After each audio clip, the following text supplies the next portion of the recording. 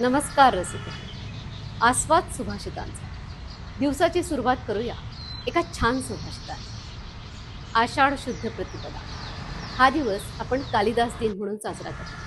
खरं तर संस्कृत साहित्यामध्ये अनेक श्रेष्ठ कवी आहेत, तरी पण कालिदासाचं नाव हे सर्वश्रुत आहे.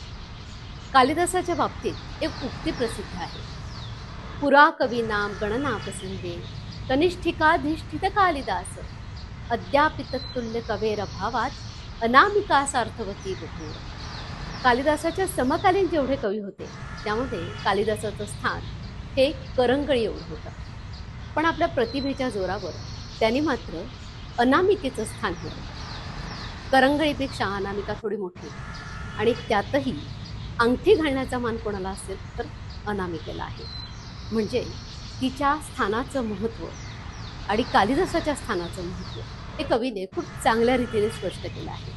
आणि म्हणून अनामिका सार्थवती बभूव असं म्हणतात. असं म्हणतात की कालिदास हा कालीची उपासना करत असत, आणि हे खरंच आहे की ज्याच्या मागे उपासनेचा जोर असतो तोच जगात खरं काम करतो. नूतन सुभाषितेन सह पुनर्मिलामः. शुभमस्तु तावत्.